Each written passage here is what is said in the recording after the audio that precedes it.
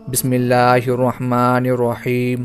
السلام علیکم ناظرین، جس دور میں محمد بن قاسم سندھ اور طارق بن زیاد اندلس یعنی اسپین فتح کر رہے تھے، اسی دور میں اسلام کا ایک نہایت عظیم سپہ سالار وسطی ایشیا میں اپنی فتوحات کے جھنڈے گاڑنے میں مصروف تھا۔ وسطی ایشیا جو آج کئی ممالک میں تقسیم ہے، جنہیں آج ہم قازقستان، ترکمانستان، کرغزستان، ازبکستان اور تاجکستان کے ناموں سے جانتے ہیں۔ اس کے علاوہ چین اور روس کے کئی علاقے اس عظیم فاتح کے مرہون منت سلطنت اسلامیہ میں شامل ہوئے۔ یہ فاتح تھا قتیبہ بن مسلم، جس کی فتوحات محمد بن قاسم، طارق بن زیاد اور دیگر کئی فاتحین کے مقابلے کہیں بڑی اور شاندار تھیں، لیکن بدقسمتی سے اسے تاریخ میں وہ مقام نہ مل سکا جس کا وہ حقدار تھا۔ قتیبہ بن مسلم دراصل عراق کے گورنر حجاج بن یوسف کی دریافت تھا۔ روایت کے مطابق حجاج بن یوسف کی قتیبہ سے ملاقات ابن اشعث کے بغاوت کو چلنے کے دوران ہوئی، جہاں وہ قتیبہ بن مسلم کی جنگی صلاحیتوں سے بہت زیادہ متاثر ہوا۔ ایک مرتبہ حجاج بن یوسف ایک عیسائی پادری سے ملا جو ستاروں کے ذریعے مستقبل کا حال بتانے کا ماہر تھا۔ اس پادری نے حجاج کو بتایا کہ عنقریب حجاج کے تخت پر ایک یزید نامی شخص ہوگا۔ اس پیشین گوئی سے حجاج کا شک خراسان کے گورنر یزید بن محلب کی طرف گیا، جسے کچھ روز قبل حجاج ہی نے خراسان کا گورنر مقرر کیا تھا۔ چنانچہ حجاج نے احتیاط کے پیش نظر یزید بن محلب نامی اس شخص کو گورنری سے ہٹا کر قید خانے میں ڈال دیا۔ یزید بن محلب چونکہ خلیفہ وقت ولید بن عبد الملک کے بھائی سلیمان بن عبد الملک کا گہرا دوست تھا، سو یہ بات حجاج اور سلیمان کے بیچ رنجش کا سبب بھی بنی۔ یزید بن محلب کی جگہ قتیبہ بن مسلم کو خراسان کا نیا گورنر مقرر کیا گیا۔ حجاج بن یوسف ویسے تو تاریخ کا ایک متنازع ترین کردار ہے، لیکن قتیبہ بن مسلم کو خراسان کا گورنر مقرر کرنا اس کا ایک بہترین فیصلہ ثابت ہوا۔ خراسان دراصل ایک قدیم ریاست کا نام ہے جو پاکستان، افغانستان اور ایران کے کئی علاقوں پر مشتمل تھی۔ یہ علاقے بظاہر تو مسلمانوں کے قبضے میں آ چکے تھے، مگر ان میں وقتاً فوقتاً بغاوتیں اٹھتی رہتیں۔ چنانچہ قتیبہ بن مسلم نے خراسان پہنچتے ہی یہاں اٹھنے والی بغاوتوں کو نہایت عقلمندی سے کچل دیا اور کچھ ہی عرصے میں ریاست کا نظم و نسق درست کر دیا۔ وہ خراسان کا گورنر بنا کر بھیجا گیا تھا۔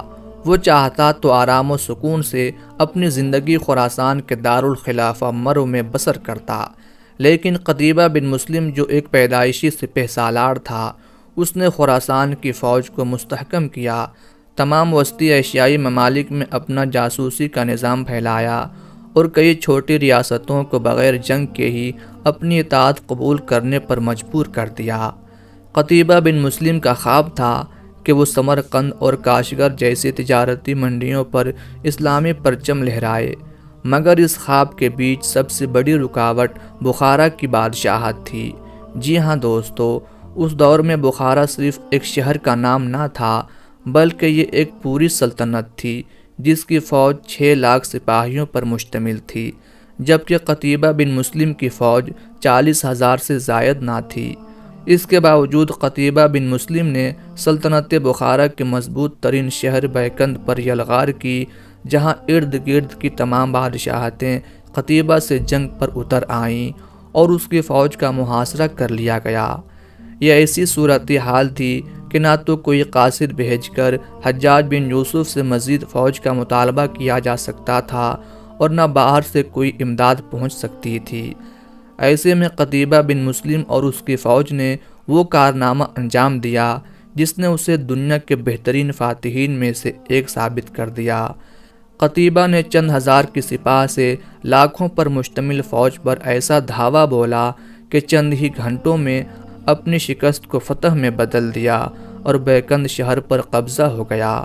بخارا کا بادشاہ وردان اس شکست پر تلملا کر رہ گیا۔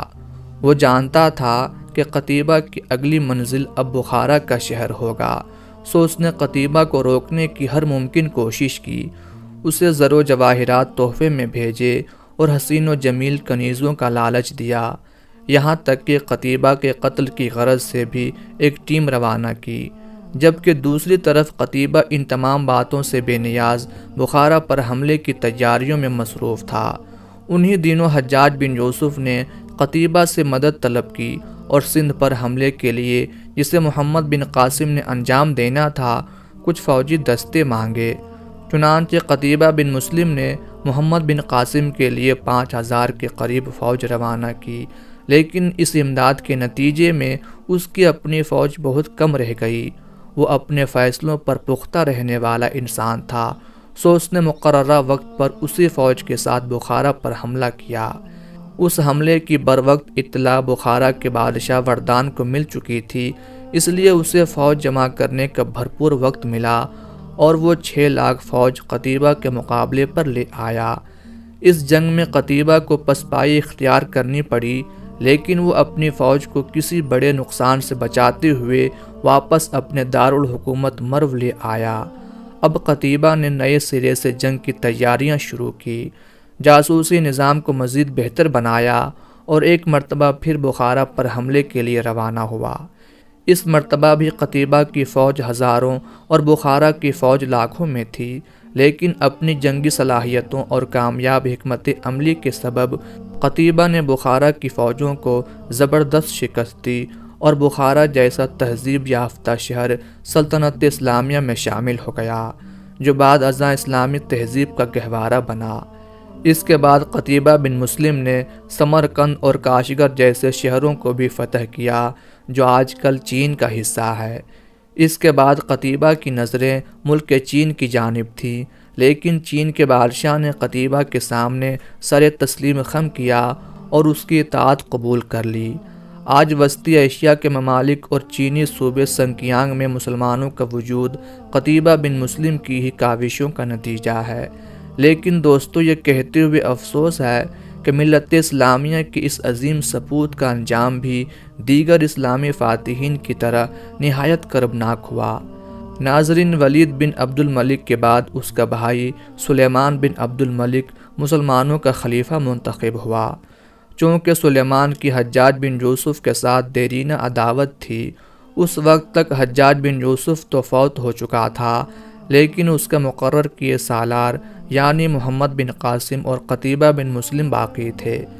قتیبہ بن مسلم چونکہ ایک دور اندیش انسان تھا، اس لیے اپنے ممکنہ انجام سے باخبر تھا، سو اس نے اپنے فوجی جرنیل اور دیگر سرداروں کو طلب کر کے سلیمان بن عبد الملک کی خلافت ماننے سے انکار کر دیا۔ قتیبہ بن مسلم کی فوج کا بیشتر حصہ عرب کے قبیلے بنو تمیم پر مشتمل تھا، جس کا سردار وکی نامی ایک شخص تھا۔ اس نے قتیبہ کی فوج میں بغاوت پیدا کر دی۔ چنانچہ وہ فوج کہ جسے قتیبہ بن مسلم نے اپنے خون اور پسینے سے ایشیا کی بہترین فوج میں تبدیل کر دیا تھا، قتیبہ بن مسلم کی ہی جان کے درپے ہو گئی۔ کچھ مورخین یہ بھی کہتے ہیں کہ اس بغاوت میں سلیمان بن عبد الملک کا ہاتھ تھا۔ حقیقت بہرحال اللہ تعالیٰ ہی بہتر جانتا ہے۔ حالات اتنے خراب ہوئے کہ قتیبہ کو اپنے خاندان کے ہمراہ مرخ شہر کے باہر ایک خیمے میں پناہ لینی پڑی۔ ایک دن اس کے لشکر نے اس خیمے پر حملہ کر دیا اور قتیبہ بن مسلم کو اس کے تمام بھائیوں اور بیٹوں سمیت موت کے گھاٹ اتار دیا گیا۔ بعد ازاں قتیبہ بن مسلم کا سر کاٹ کر سلیمان بن عبد الملک کے دربار میں بھیجا گیا۔ افسوس کہ وہ شخص جس سے ایشیا کی تمام حکومتیں لرزتی تھیں، آج اپنی ہی تربیت دیے گئے فوجیوں کے ہاتھوں قتل ہوا۔